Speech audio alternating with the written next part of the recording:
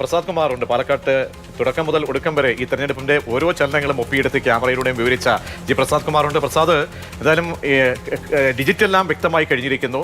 ഭൂരിപക്ഷവും ഒക്കെ വരുമ്പോൾ പ്രതികരണങ്ങൾ കൂടി വന്നു തുടങ്ങിയിട്ടുണ്ട്. പാലക്കാട്ടെ സ്ഥിതി എന്താണ്? എവിടെ നിന്നാണ് ഏറ്റവും കൂടുതൽ ചോർച്ച? അന്തിമ കണക്കുകൾ വരുമ്പോൾ എന്താണ് നമുക്ക് പ്രേക്ഷകരെ അറിയിക്കാനുള്ളത്? പാർട്ടികൾ പോലെയുള്ള ശബ്ദവുമായിട്ടാണ് ഇപ്പോൾ യു ഡി എഫ് പ്രവർത്തനം ആഘോഷിക്കുന്നത്. രാഹുൽ മാങ്കൂട്ടത്തിൽ അല്പസമയത്തിനകം തന്നെ ഈ കൗണ്ടിംഗ് സെന്ററിന് വെളിയിലേക്ക് വരും. അതിനുശേഷം വിജയാഘാത യാത്ര സ്റ്റേഡിയം ബസ് സ്റ്റാൻഡ് പരിസരത്തേക്ക് പോകും. അതിനുള്ള ഒരുക്കത്തിലാണ് ഇവിടുത്തെ യു ഡി എഫ് പ്രവർത്തകർ എല്ലാം തന്നെ. ഇപ്പോൾ യു ഡി എഫ് പ്രവർത്തകർ കൗണ്ടിംഗ് സെന്ററിന് മുന്നിൽ പടക്കം പൊട്ടിച്ചുള്ള ആഘോഷം നടത്തുന്നത്.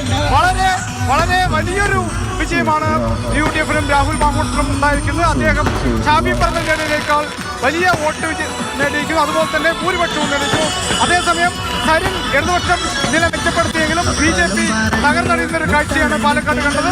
2016 മോശമായ വോട്ടാണ്, അല്ലെങ്കിൽ ഏറ്റവും കുറഞ്ഞ വോട്ടാണ് സി കൃഷ്ണകുമാറിന് ലഭിച്ചിരിക്കുന്നത്. വിജയപ്രതീക്ഷ അല്ലെങ്കിൽ അട്ടിമറി വിജയം നേടുന്നെല്ലാം BJP അവകാശപ്പെട്ടെങ്കിലും ഇപ്പോൾ രണ്ടാം സ്ഥാനം കഷ്ടിച്ച് രണ്ടാം സ്ഥാനത്ത് എത്തിക്കുന്നു.